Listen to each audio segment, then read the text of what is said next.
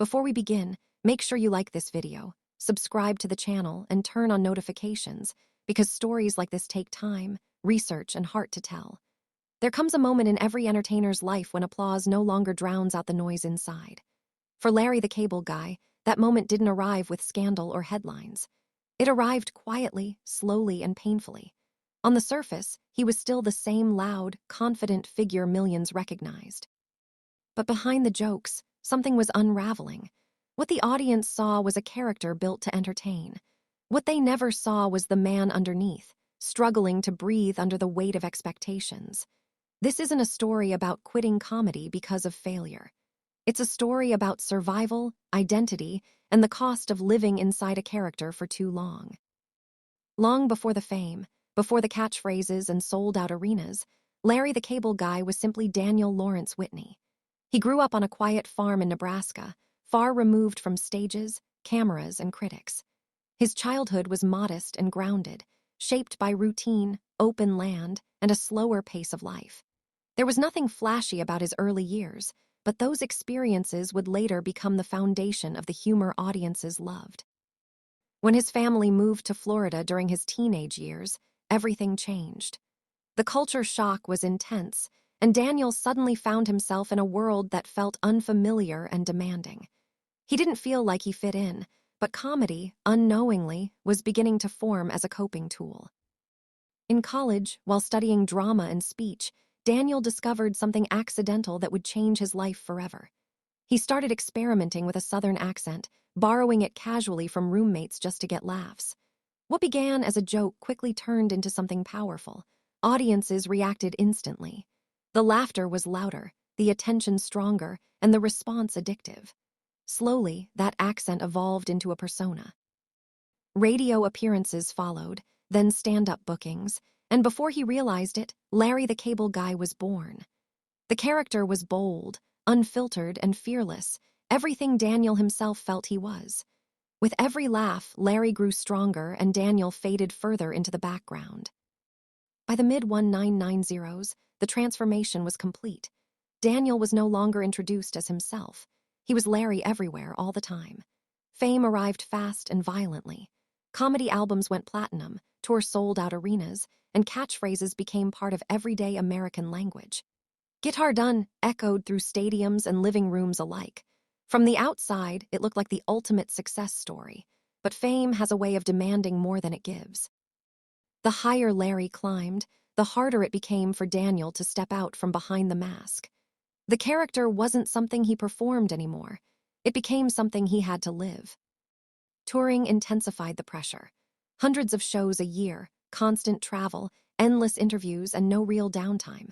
Performing the same character night after night began to take a physical toll. Exhaustion became normal. Weight gain, joint pain, and chronic fatigue were ignored because stopping felt impossible. The audience didn't want Daniel. They wanted Larry. Every appearance required full energy, full volume, and full commitment to a persona that never rested. Even off-stage, people expected the accent, the jokes, and the humor. The line between performance and reality slowly disappeared, leaving Daniel unsure of who he was without the character. As success expanded, so did responsibility. Merchandise deals, brand endorsements, movie roles, and voice acting tied his financial future directly to Larry's image. Pixar turned him into an animated icon, adding another layer of expectation.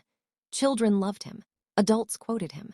The brand was massive, but the man carrying it was breaking. Anxiety crept in quietly at first, then violently. Panic attacks before shows became common. Sleep apnea robbed him of rest. Pain became constant. Yet he kept going, terrified that slowing down would mean losing everything he had built. The breaking point didn't come on stage. It came during a television segment meant to be funny. While filming a travel show, Daniel was assigned a humiliating task involving portable toilets. When one tipped over with him inside, panic set in instantly. What viewers laughed at became traumatic for him. The claustrophobia, the helplessness, and the humiliation stayed with him long after the cameras stopped rolling. He later admitted the incident triggered lasting anxiety and PTSD-like symptoms. Loud noises, confined spaces, and unexpected situations became overwhelming. But Larry couldn't show fear. So Daniel stayed silent. While his mental health deteriorated, his personal life suffered too. Constant travel meant missing birthdays, school events, and everyday family moments that never come back. His wife watched the man she loved slowly disappear behind exhaustion and pressure. Their marriage strained under the weight of a career that demanded everything. Daniel wasn't present, even when he was home. The character consumed his time, energy, and emotional availability.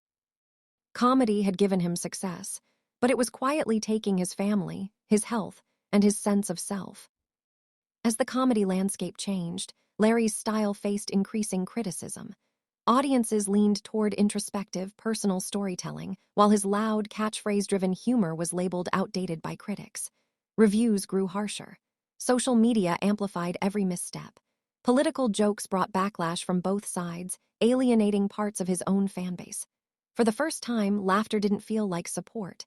It felt conditional. Promoters questioned his relevance. Legal disputes and tax investigations added relentless stress. The empire he built now felt fragile and exposed. Physically, things weren't improving either. Hip deterioration required surgery, followed by prescription painkillers. While they helped temporarily, Daniel feared dependency. Anxiety became constant. Panic attacks before shows were no longer rare events. They were routine. Every performance felt like a risk, not a joy. At home, conversations grew shorter. Silence grew heavier. The children were growing up and he was missing it all. The realization was unavoidable. Something had to change, or everything would be lost. By 2019, the pressure that Daniel Whitney had been carrying for decades finally reached a point where it could no longer be ignored or hidden. The exhaustion wasn't just physical anymore. It had seeped into his emotions, his patience, and his sense of purpose. His wife, who had stood beside him through fame, chaos, and long absences, finally spoke from a place of deep concern rather than anger. She didn't accuse him. She didn't blame him. She simply told him the truth, that this life, as it was slowly destroying him and pulling their family apart. It was a moment of painful clarity. For the first time, Daniel truly listened, not as Larry the cable guy, but as a husband and father. He realized that no amount of applause could replace the moments he was missing at home, and no career was worth losing the people who loved him most. The decision that followed wasn't dramatic or public. There was no farewell tour, no emotional goodbye speech, and no announcement to the world. Daniel quietly made the choice to step back, reducing his touring schedule by nearly 90%. Going from almost 300 shows a year to just a handful felt surreal, almost frightening. Without constant travel and performance, he was forced to sit with his thoughts for the first time in decades. Away from the stage, the silence was uncomfortable but necessary. He returned to Nebraska, to open land and slower mornings, attempting to rebuild a life that fame had pushed aside. Stepping away from comedy wasn't about giving up. It was about choosing to live without constant fear, pain, and anxiety controlling every day. Walking away, however, came with its own identity crisis. For most of his adult life, Daniel had been known as Larry the Cable Guy. The character had shaped how the world saw him, and over time, how he saw himself. Without the accent, the catchphrases, and the stage lights, he struggled to understand who he was meant to be. Fame had filled every corner of his life for so long that its absence felt like standing in an empty room. Yet slowly, something unexpected happened. Peace replaced pressure. Routine replaced chaos.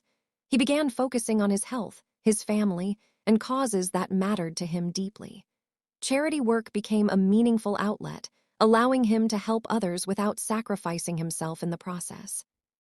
Though he stepped away from stand-up comedy, Daniel didn't disappear completely.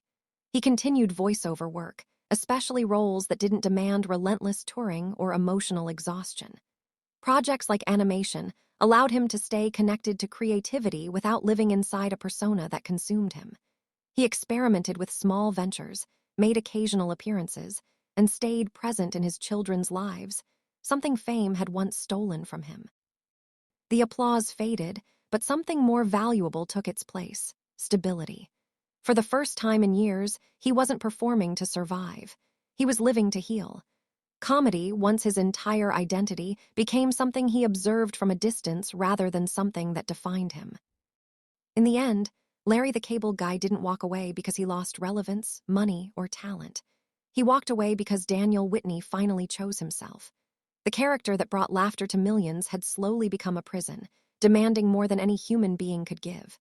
Escaping that prison meant letting go of fame, but it also meant reclaiming his health, his family, and his sense of self.